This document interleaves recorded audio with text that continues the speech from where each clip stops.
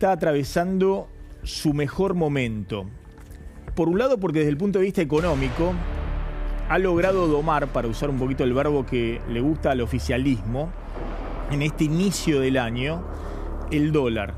Un dólar que hoy se ha hundido por debajo de los 1.400 pesos, el dólar mayorista, en un proceso a su vez de compras fuertes de reservas por parte del Banco Central, que era, si se quiere, el talón de Aquiles del programa económico. Tanto es así que requirió el año pasado, en medio de la campaña electoral, el rescate del Tesoro de los Estados Unidos, porque no había reservas con que frenar la corrida por parte del Banco Central. Pero si uno lo mira también desde el punto de vista político, el gobierno ha logrado en las últimas horas dos triunfos muy resonantes desde el punto de vista político, que llevan también a interpelar esta idea de que alguien que venía totalmente por fuera del sistema, sin ningún tipo de respaldo importante desde el punto de vista de gobernadores, de intendentes, de territorio de la política, ha logrado, por un lado, la media sanción en el Senado con 42 votos, es decir, con una mayoría importante. Recuerden que el quórum y la mayoría simple se logra con 37 votos en el Senado, que históricamente fue el bastión del peronismo, la media sanción de una reforma laboral. Algo que, por supuesto, no había logrado ningún gobierno no peronista desde el regreso de la democracia, pero una reforma de estas características tampoco había logrado ni siquiera Carlos Menem en la década del 90. Además, hoy acaba de darse media sanción en diputados al nuevo régimen penal juvenil que baja la edad de imputabilidad a los 14 años, que es la otra bandera, la de la seguridad del oficialismo. Y de nuevo, en la Cámara de Diputados logró más de 140 votos, bien por arriba del número mágico de 129 del quórum. Pero miremos desde el punto de vista económico, lo que les decía, la idea esta de que en Argentina un gobierno se fortalece cuando tiene el dólar para abajo y acumula reservas en el Banco Central. Fíjense lo que ha pasado en el día de hoy con el dólar. La cotización mayorista cayó por primera vez en el año abajo de los 1.400 pesos, lleva una caída de 4% desde el inicio del año. El dólar minorista, 1.415 pesos, caída de 4,4% en lo que va del año. Y el dólar financiero, 1.452 pesos, casi 5% de caída en lo que va del año. Es decir, todos los dólares, incluso el financiero, se han acomodado por debajo del techo de la banda de la flotación cambiaria, que hoy está bien por arriba de los 1.550 pesos. Y se han alejado el dólar, lo cual le da tranquilidad y le da mucho espacio al Banco Central para comprar reservas. Se ha alejado más de 12-13% del techo de la banda cambiaria. Recuerden que el año pasado, en plena corrida electoral, no solamente golpeaba el techo de la banda cambiaria y obligaba al Banco Central a vender reservas, sino que hubo, insisto, que acudir al salvataje de Washington. Además, esta semana se han acelerado las compras de dólares por parte del Banco Central. En solo 4 días, de lunes a jueves, ha comprado 573 millones de dólares el Banco Central. Hoy compró 141 millones de dólares. Ayer el récord desde el inicio del año, 214 millones de dólares. Y el lunes había comprado 176 millones de dólares. Desde el 1 de enero lleva comprado más de 2.050 millones de dólares el Banco Central. Unas compras muy importantes con el dólar a la baja. ¿Por qué está sucediendo esto? Bueno, en parte hay vientos favorables para la Argentina. Fíjense lo que está pasando en toda la región. Hay una depreciación del dólar a nivel mundial frente al euro, frente al yuan chino, frente al yen japonés, pero también frente a todas las monedas de la región. Está bajando el dólar en México, está bajando el dólar en Brasil, está bajando en Chile, en Perú, está bajando también en la Argentina. Y eso favorece, es decir, están ingresando capitales a la región porque se está depreciando el dólar en Estados Unidos, y Donald Trump ha dicho que le gusta que el dólar se deprecie frente al mundo porque eso le da competitividad a la industria norteamericana, y es el gran leitmotiv de la campaña Hacer Grande América de Nuevo de Trump, de resurgir a la industria norteamericana.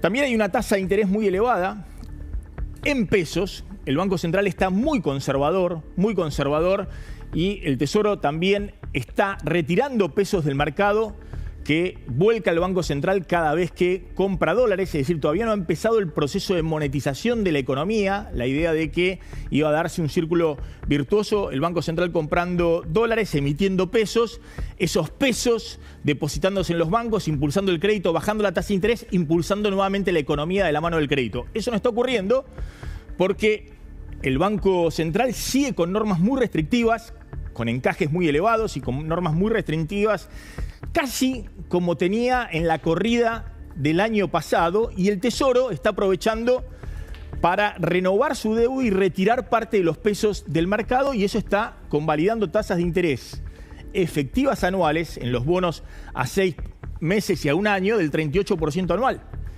cuando en el presupuesto el gobierno estaba estimando para este año una inflación del 10%, y los analistas privados estaban estimando una inflación del 22%, es decir, una tasa de interés real muy positiva, que con un dólar bajando lo que estimula es el llamado carry trade, es decir, que muchos operadores digan, bueno, si esto está ocurriendo en este inicio del año, todavía falta la cosecha gruesa, vendemos los dólares, nos colocamos en pesos, aprovechamos la tasa de interés y hacemos una ganancia en dólares importante.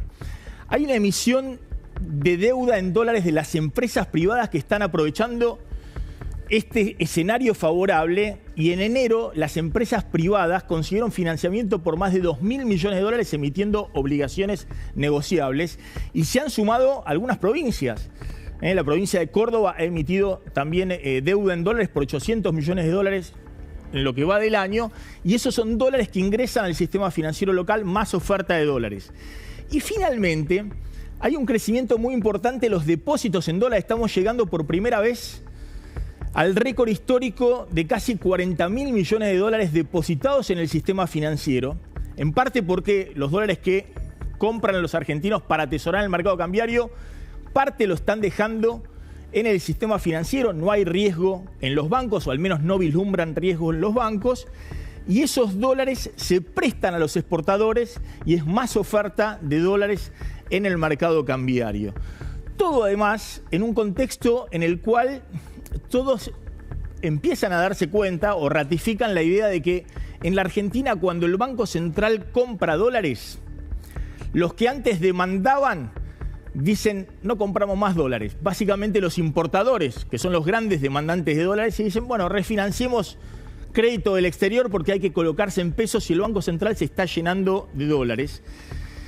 Y cuando el Banco Central vende, como pasó el año pasado, los que venden los dólares, los exportadores, dicen no vendamos porque el Banco Central está en problemas.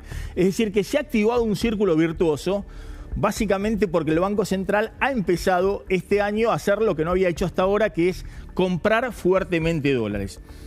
Si uno ve este panorama, dice, bueno, le encontró el agujero al mate el presidente Milei. Está en su mejor momento. El dólar bajando, el Banco Central acumulando reservas y con triunfos políticos que no había logrado el año pasado, con mayorías agravadas y pasando una ley de reforma laboral, nada más y nada menos. Sin embargo, hay algo que inquieta en el horizonte económico y sin duda es el número de inflación. Es decir, el 2,9% de inflación de enero, que ratifica por quinto mes consecutivo una aceleración del índice inflacionario, bien por arriba del 2%, es una luz amarilla en el tablero económico. De hecho, hoy se dio a conocer el INDEC, dos datos más también de la inflación de enero. Uno es la canasta básica alimentaria y otra es la canasta de la pobreza. La canasta de la pobreza, que incluye alimentos, pero también algunos bienes y servicios, tuvo un aumento del 3,9%. Por tercer mes consecutivo, con una aceleración fuerte, arriba del 3%. Y la canasta alimentaria, que mide la indigencia, la canasta básica alimentaria, subió 5,8% en enero. Hay un efecto que está impactando y que tiene que ver con un fenómeno mundial, más la Argentina abriéndose al mundo en el mercado de las carnes. La carne está en un precio muy elevado y va a seguir aumentando según los expertos en febrero y en marzo, y eso está impactando fuertemente en la canasta de alimentos, pero atención con el dato porque ya son 3 meses consecutivos que la canasta básica alimentaria, la que mide la indigencia y es la base para la pobreza, está en rangos arriba del 4% mensual.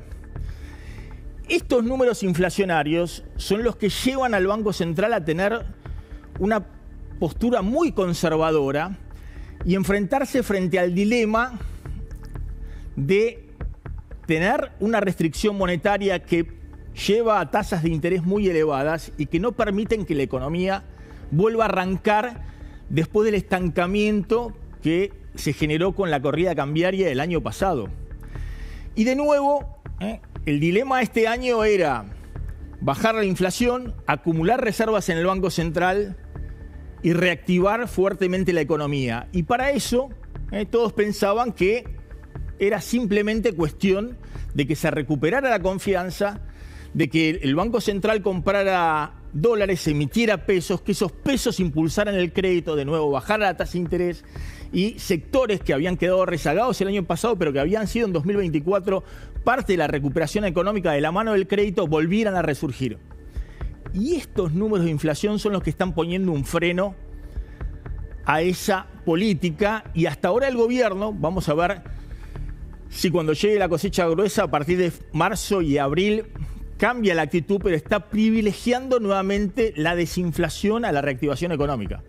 Es decir, sigue manteniendo un torniquete y prefiere tener tasas elevadas, el carry trade activado, el dólar en baja y acumular reservas, pero sin dar demasiado aire a la economía mientras no empiecen a ceder definitivamente las tasas de inflación. Hoy, aquí en La Nación Más, Juan Carlos de Pablo, que es un amigo personal del presidente y ha sido también una especie de consejero informal, no de temas de coyuntura, pero en general de temas económicos teóricos, y ha tenido muchas charlas con el presidente. Fíjense lo que dijo respecto a la inflación, que siempre y en todo lugar un fenómeno monetario en el mediano y largo plazo, pero le aconsejó al gobierno abrir un debate con los expertos respecto a las causas profundas de lo que está sucediendo con la inflación estos meses en la Argentina. Números de inflación que en febrero y marzo van a estar, si se quiere, exacerbados por los aumentos de tarifas de servicios públicos y de quita de subsidios, de luz, de gas, de agua, que el gobierno tiene que instrumentar porque muchos de ellos se retrasaron durante la campaña electoral del año pasado. Y que además, en el caso de los servicios privados, tiene una dinámica propia de indexación de, con perdón de la palabra para algunos teóricos del oficialismo, de inercia inflacionaria. Por ejemplo, las prepagas anunciaron ayer que ya los aumentos que vienen en marzo son 2,9%, que fue el índice de inflación que dio a conocer el INDEC el martes. ¿Es tan fácil bajar la inflación y llegar a cero en agosto, como dijo el gobierno, o habrá que revisar los planes y empezar a sopesar, por un lado, un sendero de desinflación más lento, pero empezar a prestar atención al nivel de actividad y el empleo? Fíjense lo que decía Juan Carlos de Pablo, y vamos a hablar con el titular de la Unión Industrial Argentina, Martín Rapalini, que mañana va a tener una reunión cara a cara con el ministro de Economía, Luis Caputo, en el Ministerio de Economía, y muchos dicen, bueno, es un momento de tensión entre los sectores industriales que festejan la reforma laboral, pero que están muy preocupados por la apertura comercial y por el nivel de actividad. Mirá. ¿Qué está pasando ahora con la inflación? Es decir, yo como profesor te puedo listar 10 explicaciones de la inflación. Todo eso es fácil. Sí. La pregunta es, ¿qué está pasando ahora? Sí. Si vos tomás la explicación del gobierno, vos tenés que decirle, escúcheme una cosa, si usted dice que la inflación es un fenómeno monetario y no está aumentando la cantidad de dinero y encima el dólar está bajando, hay que buscar alguna explicación. Entonces, no tengo la respuesta. No, porque claro. te digo, estamos de esto requiere un debate, un análisis. Un análisis.